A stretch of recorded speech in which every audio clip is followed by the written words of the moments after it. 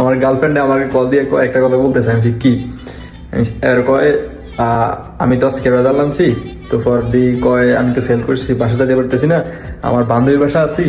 এখন আমি নাকি তার বাসায় কল দিয়ে কইতাম যে আমি ফেল করছি, যদি বেশি রিয়েক্ট করে তাহলে আজকে যাইবো না, আর যদি মাইনে নেয় তাহলে বাসা যাইবো। ওই অনেক ভয় আছে। তো আমিও তার বাসায় কল দিছি, বলছি যে হ্যালো আন্টি, আমি আপনার মাইয়ের ক্লাসমেট, আপনার মাইয়া তো ফার্স্ট করছে, গোল্ডেন পাইছে সব বিষয়ে প্লাস। তো পরে বলছি যে আপনারা মিষ্টি মিষ্টি ব্যবস্থা করেন, ওর বান্ধবীর সাথে আছে, পরে আইতেছে ও। তো ওরা তো মিষ্টি মিষ্টি নিয়ে পুরো রেডি।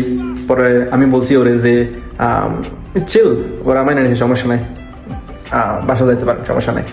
তো পরে দিই ও বাসায় গেছে। বাসা যাওয়ার পরে দিই দেখি তো অবাক, কিরে আমি ফেল করছি। পরে দিয়ে মিষ্টি নিয়ে রেডি খারাপ হয়েছে, বুঝলাম না কাহিনি। পরে ওরা মিষ্টি খাওয়াইতেছে। পরে ওরা আমায় জিজ্ঞেস যে দেখি তোর রেজাল্টে কি, তুই পাস করছস। তো পরে রেজাল্ট দেখি দেয় ফেল করছে। পরে তো তাদের উপরে মানে ঠাড়া পড়ছে, কিরে আমরা মিষ্টি মিষ্টি নিয়ে রেডি হয়ে গেছে, তুই ফেল করছস কি লেগে। তো ওই পরে দিয়ে মাইটার খাইছে, মনে হয় ওর মার অনেক মাইটার খাইছে।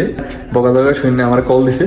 কল দেওয়ার পরে দিই আমার ডাইরেক্ট কল, তোমার কারণে আমি এত বকা শুনছি, এত মায়ের খেয়েছি, তোমার সাথে আজকে থেকে ব্রেকআপ ব্রেকআপ ব্রেকআপ। ফেল করছে হয়, ব্রেকআপ হয়েছে আমার সাথে।